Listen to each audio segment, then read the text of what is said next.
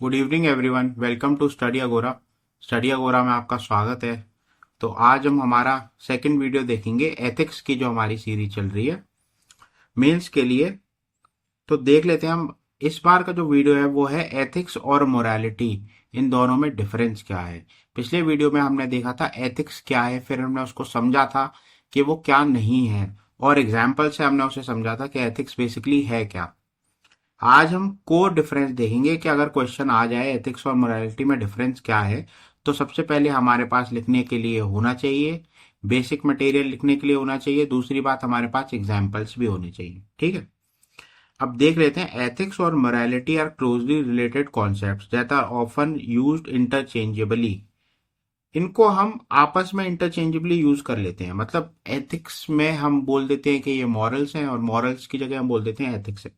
पर इनके अंदर क्या है कि इसमें इनके मीनिंग्स बहुत अलग अलग हैं। ठीक है, आज हम यही देखेंगे इनका जो अलग अलग मीनिंग्स हैं वो कैसे मतलब आए, कैसे डेवलप हुए, और इनकी अलग अलग एप्लीकेशंस क्या हैं।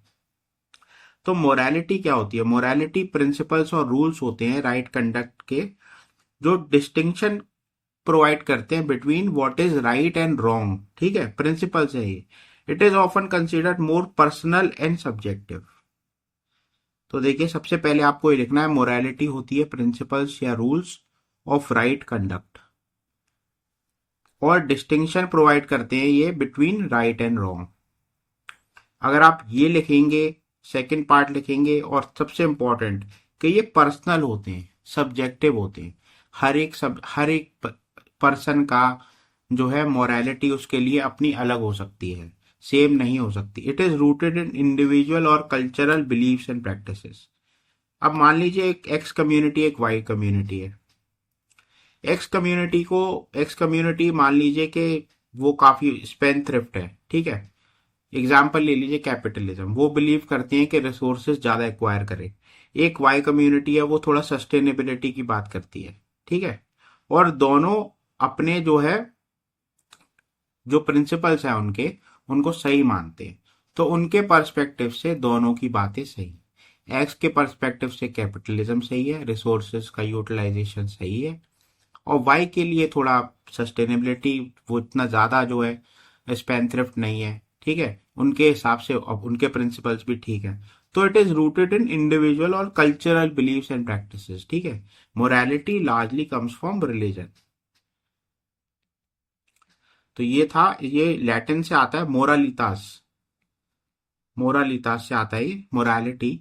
मोरालितास का मतलब होता है बेसिकली मैनर, जो प्रॉपर मैनर। ठीक है, तो ये जो प्रिंसिपल्स आए थे, तो इस चर्च के द्वारा जो है मेन जो मॉरल प्रिंसिपल शुरुआत में डेवलप हुए, ऑगस्टाइन वगैरह ने काफी वर्क किया। अभी हम उसको नहीं देखेंगे।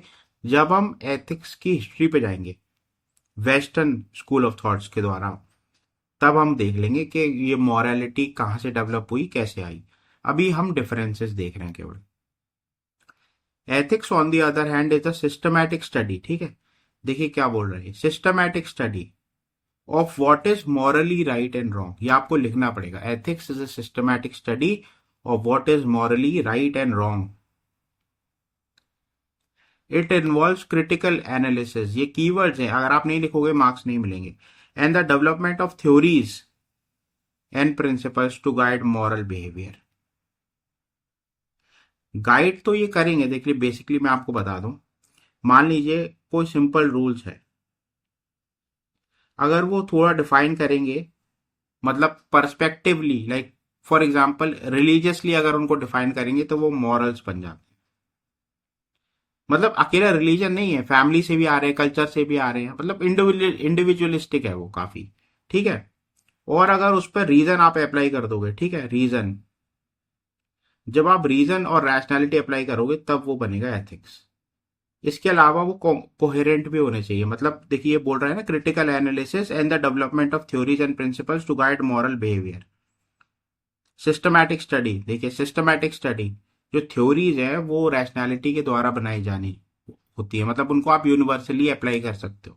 ठीक है, ये बोल रहा है, देखिए ethics is often seen as more objective, objectivity की बात हो रही है, and universal, providing a framework for resolving moral issues. Moral issues को रिजॉल्व करने के लिए चीजें होनी चाहिए वो आपके पास ऑब्जेक्टिव होनी चाहिए, ठीक है।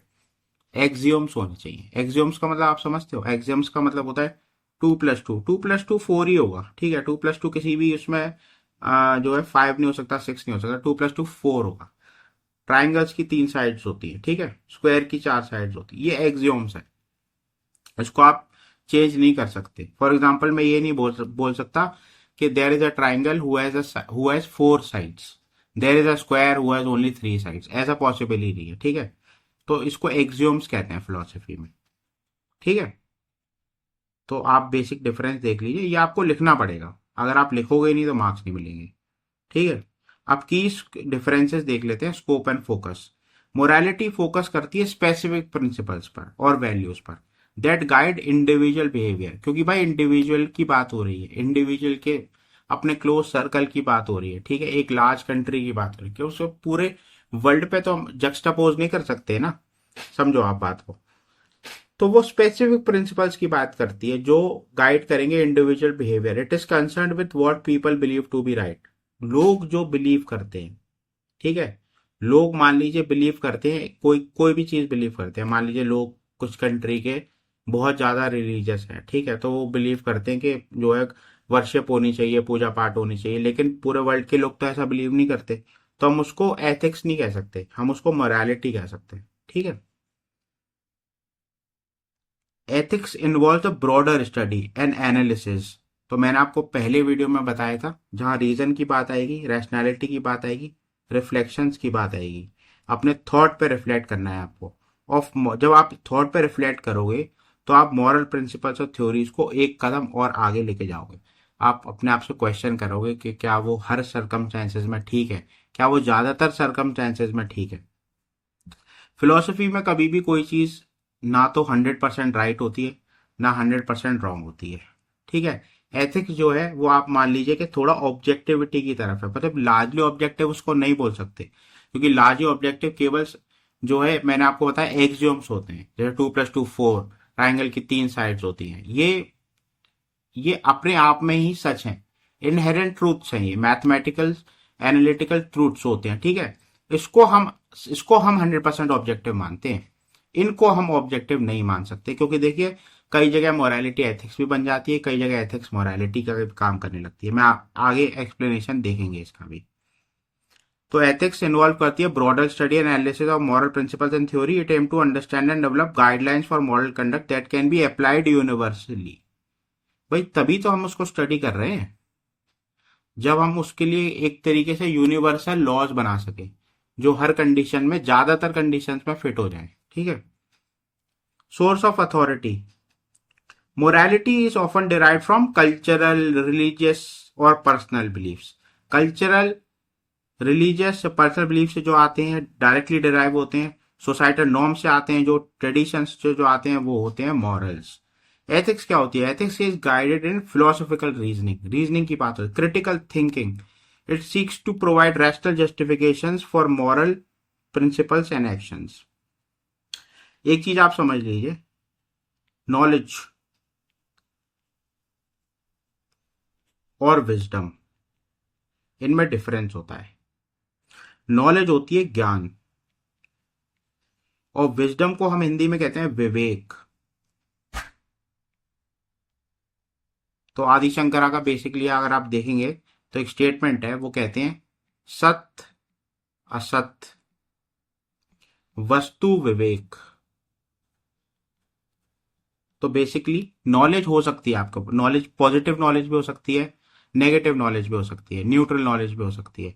लेकिन विजडम जो है, जब आप रीजनिंग करोगे उस नॉलेज को लेके, आप रीजनिंग सोचोगे, उस डेटा को लेके आगे बढ़ोगे, रिफ्लेक्ट करोगे, रैशनैलिटी के लेंस से देखोगे, ठीक है, तब आपको विवेक प्राप्त होगा। तो विवेक is always greater than knowledge. तो एथिक्स है बेसिकली विजडम की तरफ, और नॉलेज है मोरालिटी की तरफ। हो सकता है कि एक समाज के लिए वो नॉलेज अच्छी हो, वो मॉरल्स अच्छे हो, लेकिन वो विजडम, जब आप विजडम अप्लाई करोगे तब वो सही ना हो, ऐसा हो सकता है।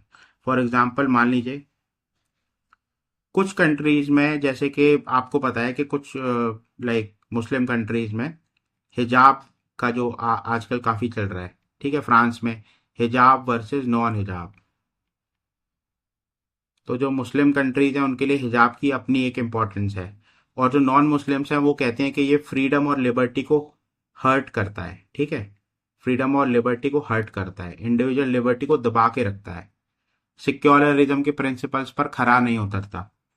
तो आप क्या कहोगे कि कौन सा सही है कौन सा खराब है? तो इस कंडीशन में फिर एथिक्स काम में आता है जो है। ठीक है, मॉरल स्टैंड पॉइंट से दोनों ही जो है कल्चर्स ठीक है, लेकिन जब आप एथिक्स की बात करते हो तो फिर आप कहीं ना कहीं रूल्स की तरफ देखते हो। रूल्स की तरफ जाते हो तो सबसे बड़ा रूल्स किसी भी कंट्री में कॉन्स्टिट्यूशन होता है। कॉन्स्टिट्यूशन ही रिफ्लेक्ट करता है, क्योंकि वो सोचा समझा एक डॉक्यूमेंट है, सोची समझी थ्योरी है, तो वो एथिकल ही बात करेगा। तो वो जो अगर बात कह रहा है तो वो सही होगी वो बात। ठीक है, एथिक्स उसकी बात होती है, मॉरालिटी की बात नहीं होती, मॉरल्स अलग होते हैं। ठीक है, एप्लीकेशन में देख लेते हैं। Person and limited it influences everyday decisions. Morals जो है हर आदमी के इंडिविजुअलिस्टिक होते हैं, उसके लिए सब्जेक्टिव होते हैं, तो डेली जो भी काम करता है उस पर वो इफेक्ट करता है इंडिविजुअल के इंटरनल सेंस में। वो ये देखता है कि ये जो काम मैं कर रहा हूँ क्या ये सही है या गलत है। ठीक है, एथिक्स क्या है? सिस्टमैटिक है, थ्योरेटिकल है। It is use to analyse and resolve complex moral issues such as medicine, law and business. Example देख लेते हैं पर्सनल बिहेवियर में। अब मान लीजिए कि एक पर्सन, मान लीजिए दो फ्रेंड्स है, ठीक है, एक्स और Y.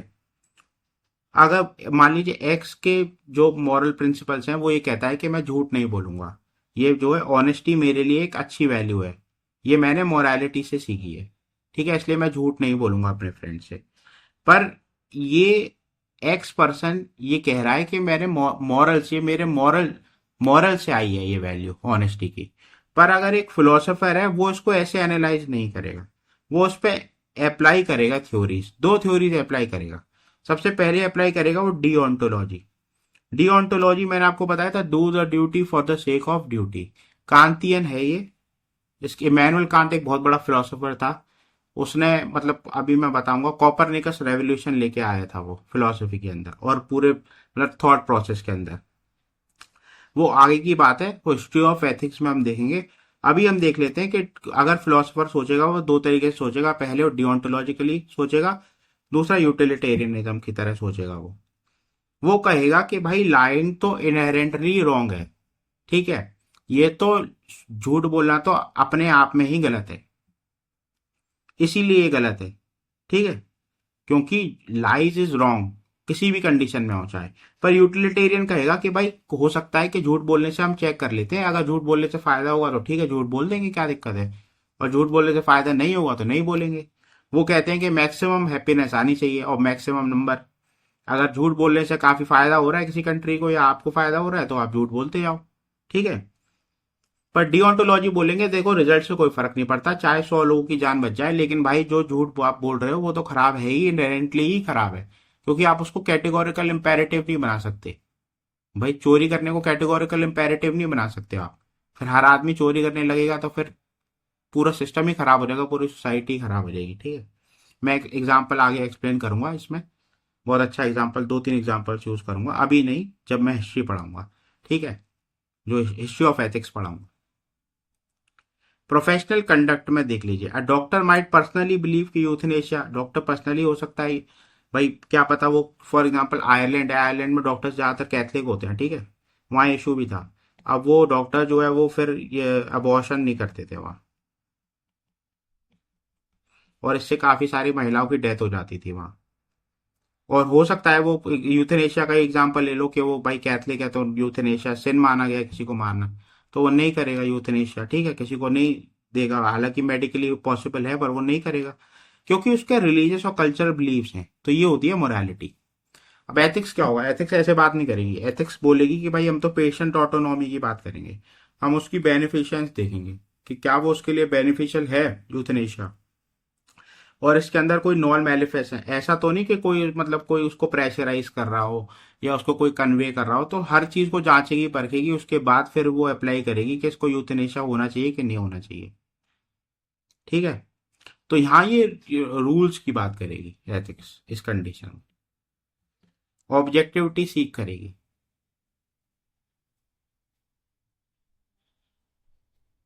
Overlap and interaction, While ethics and morality can be distinguished, they are deeply interconnected. Ethics informs morality. Ethical theories and principles can influence moral beliefs. Learning about utilitarianism might lead someone to prioritize the greater good in their personal decision. समझ गए? अब आपके लिए ये जो है मैं आपको एक बार दोबारा समझाऊंगा, पता है क्यों? क्योंकि आपको बेसिकली अभी यूटिलिटेरियनिज्म समझ में नहीं आया है। उसके लिए ना जॉन स्टुअर्ट मिल वगैरह आपको पढ़ना पड़ेगा, बेसिकली इसका कॉन्सिक्वेंशियलिज्म देखना पड़ेगा, फिर आपको यूटिलिटेरियनिज्म देखना पड़ेगा, फिर आगे लिबर्टेरियनिज्म देखना पड़ेगा।